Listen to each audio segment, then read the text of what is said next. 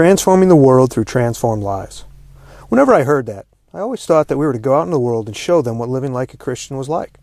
I always saw it as us transforming them. I've just returned from my 4th trip to India, and for me it means something else now. Pastor Chacko, who we work with in India, talks about real believers, non-believers, and make-believers.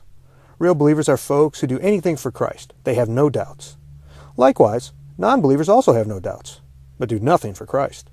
Then there are the make-believers.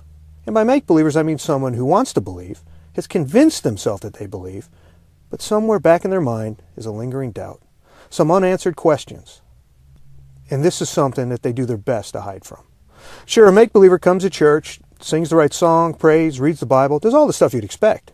And they do their best to convince themselves that they truly do believe. But then they see a story on TV about the absurdity of Noah's flood, or an interview with some fallen biblical scholar who's now an atheist, or they struggle with their family's view on same-sex marriage, or Jesus being the only way to God, and that lingering doubt starts to move forward in their minds. They work hard at burying it, go to more Bible studies, listen to more Christian music, stay away from all those non-Christian bad influences, but it's still there. They remember the real stories of miracles that they have experienced, like the pilot who almost lost his eyesight, but is today flying, or the classmate who had stage 4 cancer and is today healed.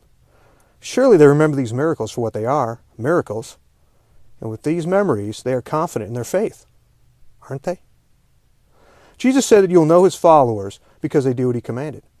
We've been commanded to go and spread the good news, but how many of us justify this command away? Oh, I would go, but I don't like foreign food, or I'm too old to travel that far. I might get sick. What if the plane crashes? And it's so expensive. Rational statements? Maybe. But at some point, if we truly are followers of Christ, and we truly believe he is the Lord of all, then we have to give these fears to him and just do what he says.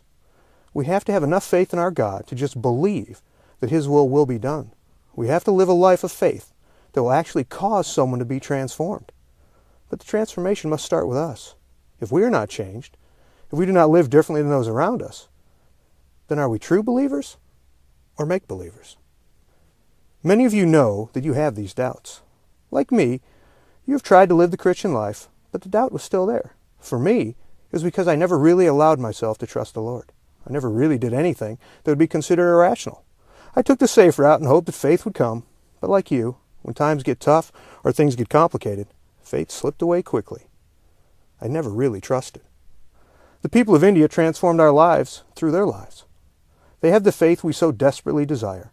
They have it because their poverty does not afford them the luxury of believing in themselves and using their own strength to solve their problems. All they have is the Lord. But in the end, that is all there is. So how do you get rid of these doubts? I decided to trust, and by trusting I went. Not everyone who goes trusts, so they are unchanged.